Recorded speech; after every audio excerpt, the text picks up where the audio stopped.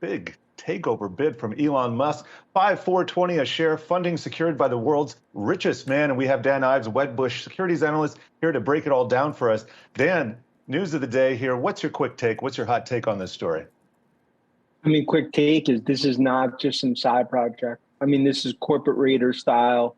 You know, Musk is looking to own Twitter. And I ultimately believe for the board, it's their worst nightmare.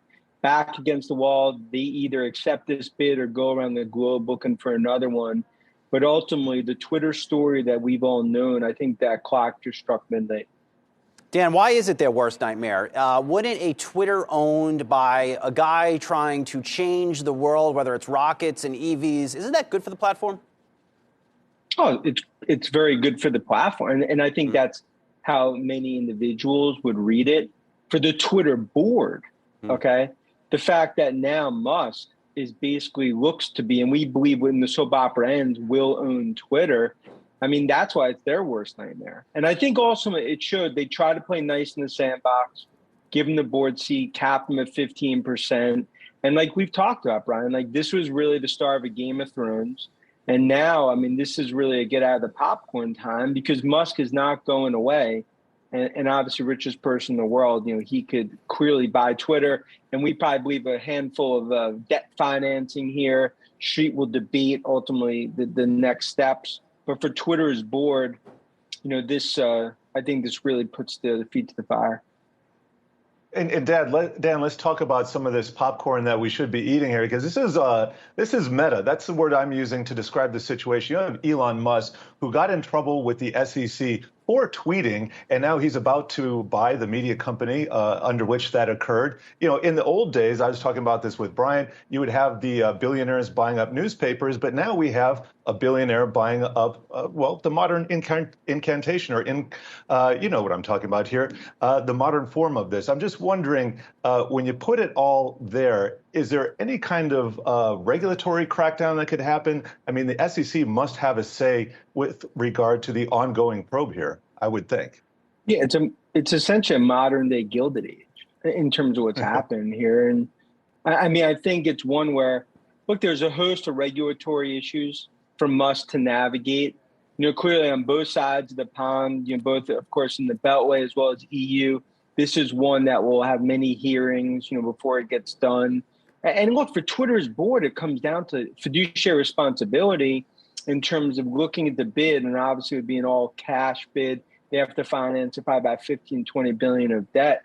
And otherwise, like, okay, if they just say this is not the bid, this doesn't value the company, and walk away, I mean, they'd be eating shareholder lawsuits at breakfast. So that's why I think investors right now are kind of, you know, I can tell you from my conversation, trying to figure out, is it real or is this another Musk 420 tweet?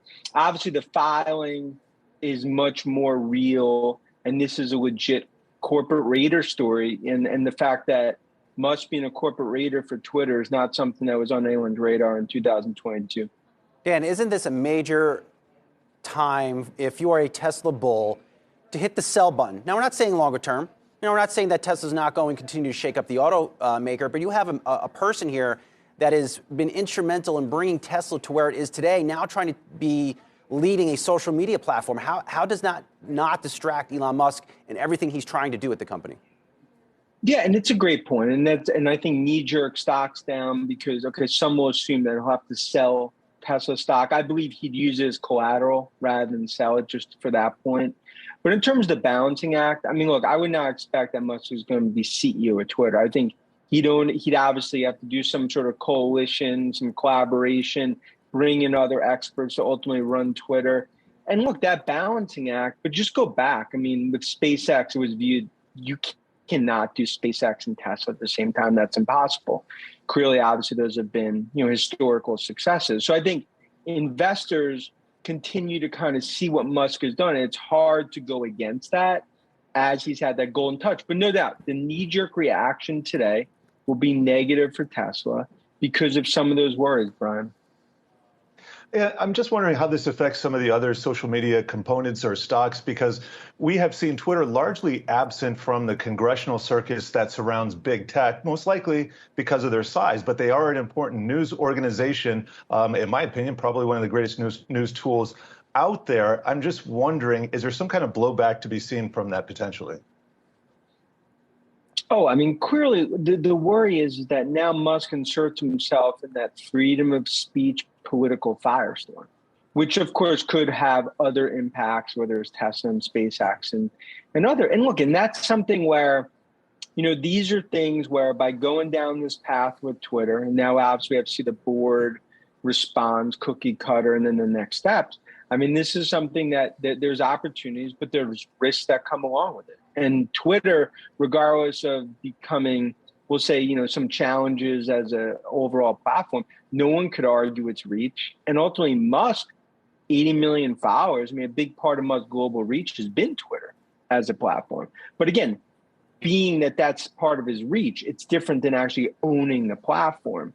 And that's why right now this starts to really become a bit of a firestorm issue. I'm sure Twitter employees, they're wondering what the next step, because going from working from Dorsey to Musk, I mean, that's, pretty stark differences. Dan, I was just thinking back to how my week started, reading a Daily Mail story naming you the next CEO of Twitter. It's been an interesting week for us all in this crazy world of business and finance. But as an analyst that has been at this for some time, have you ever seen anything like this before? What would you even compare this to, this moment? Yeah, and Brian, I'm still, once I got named Twitter CEO, I was disappointed you didn't accept being head of content. For the, so, we have to take that offline. We have to take that off. I can't get job offers. But I won't hold it again. Yeah, no, but I won't no. hold it again. So it's okay. but it's been, look, it's been a twilight zone from my perspective. I mean, 22 years doing this, and no one ever thought that Musk was gonna aggressively go in a corporate raider perspective after Twitter this quick. I thought it was going to be a step up faction. He'd ultimately file to a 15%, 20% stake. And I think, look, this is going to have massive implications across the board for social media, for Twitter, for Tesla, for SpaceX. But clearly, he's not joking around. This is a serious bid. And now it comes down to seeing what the boilerplate Twitter response will be. Dan, par for the course. I think we've lived in the twilight zone for literally the last 2 years. Always great to see you here, Dan Ives, Wedbush Securities Analyst.